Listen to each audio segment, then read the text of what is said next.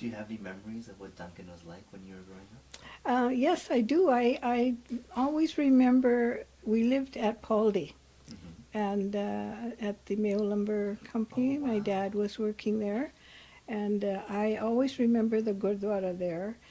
And they had a well, and we didn't have any water in our homes, no pumps or no taps, so we always had to go to the well to get the water. And I would go with my father, and he'd have a big bucket, and I would have just a small pail. So we'd get the water, and his would be full, and by the time I got home, mine had all spilt. So I remember that quite clearly. Yeah. And I remember the Mayo house. My mom and Mr. and Mrs. Mayo, they were very, very close friends. And when their oldest son, Rajindi, was born, and I couldn't say Rajindi, and I would always say the Munda, the boy, and I would always say to my mom, let's go to the Munda's house. And up until now, even till he passed away, every time he saw me, he would say to me, here's your Munda.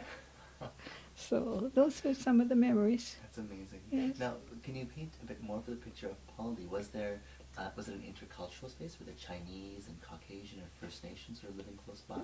Or? They may have been, but in that particular part where the Gurdwara was, it was totally Indian. Okay. There were homes. There was two big homes. The biggest one was the Mayos themselves. And next door was Ganaya Singh. I think he was his brother or cousin brother. I'm not sure if he was a real brother. But anyways, theirs. And then there was the one store. They just had a post office and a little bit of confectionery and the Gurdwara. But the mill was the biggest thing. And I think for supplies, everybody went to Duncan to buy their... I see. or there used to be a truck that came along, a Chinese vegetable person, and he would come and everybody would buy their vegetables and fruit from him, and that would be it. Did you have lots of Indian food while you were growing up? Or? That's all we had. Our moms didn't know how to, well, they knew bread and sandwiches and things like that. Yeah. I remember my mom always used to make me a fried egg sandwich, and but it was mostly Indian, and that's how we grew up. And maybe it was good because I love to cook, and I cook Indian, and we even now we have Indian food almost 4 times out of the week, if not more. Or did you remember it being difficult to find things like dal? Yes, very much so. You couldn't at all. When we came here, there was one place on Paul Street, and it was called Singapore Foods.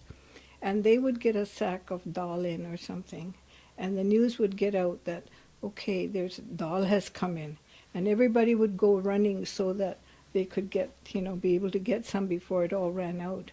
And then the spices were there too, so you were able to buy masala and haldi and all those things. That's so interesting. So you mentioned when you were 3 years old, you came to New Westminster. Mm-hmm. What was New Westminster like at that time? Well, it was mostly, there was nothing here. Okay. This was all bush when, it was not, there wasn't very many people living in this area.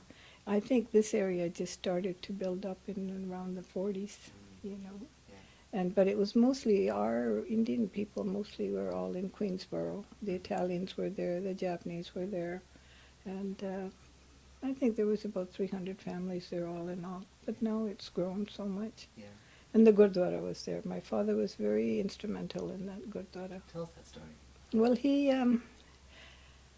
he was on the committee, and Gurdwara was run by donations only, so they would collect money. Okay, we're going to paint the Gurdwara. So they'd go house to house, and they'd go to the island, and they'd go everywhere. Somebody would give $2, somebody would give $1, because money was, that was a lot in those days. And so they get the Gurdwara painted. There was no washroom facilities. So then at that time they said, no, we can't have toilets inside the building. So they built another building outside for washrooms. And,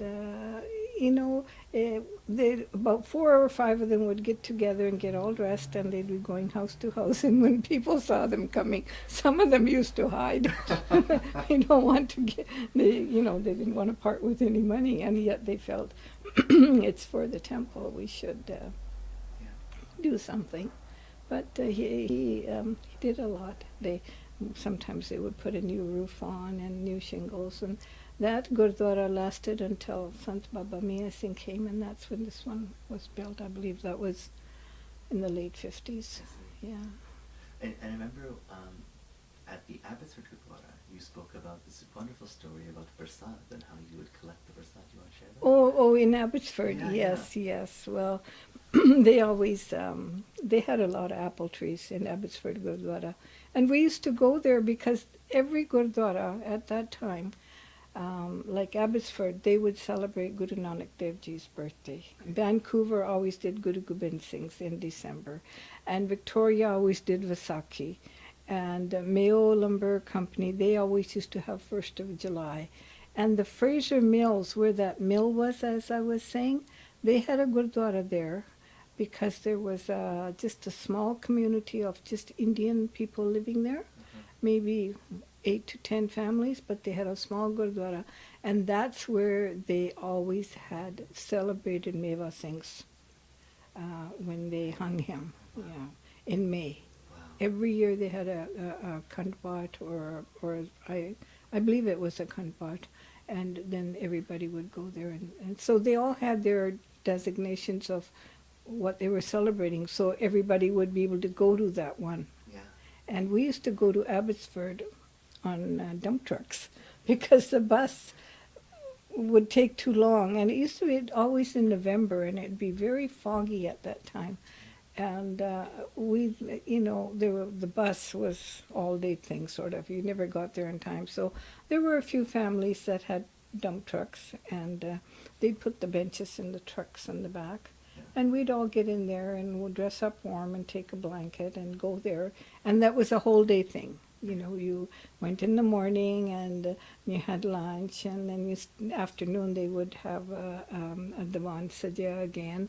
And then when Prashad time came, they used to have a lot of apple trees there. And those apples were picked and washed and put in boxes. And when it came to give the Prashad, everybody got apples with their Prashad. And us kids, we used to think, who can collect the most apples? After everybody had one, if there was some left over, they would give some more to the children. And they used to, like, even in the other Gurdwaras, when Prashad time came, people would be donating, like bringing a box of oranges or a box of bananas. And with the Prashad, they would distribute this fruit also. So, which was very nice. I mean, I think it speaks so much to just I use the word humbleness. Mm-hmm. Oh, very much so. Yeah, very down-to-earth people, very sincere. Yes. Yeah. Everybody helped each other. Didn't matter, if you were from India, if you were from my village, oh my gosh, you were really my family. If you were from the district, you're still very close.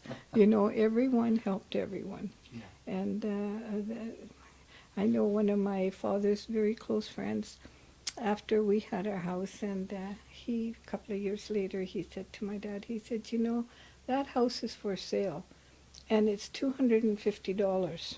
It was a small house, and he says, but I'm $50 short. And Dad said, well, I think I can loan you $50. So he gave him $50, and this man paid him back $5 a month. I mean, it was just word. He didn't have to. There was nothing proven, that no check, no nothing. He just gave him $50.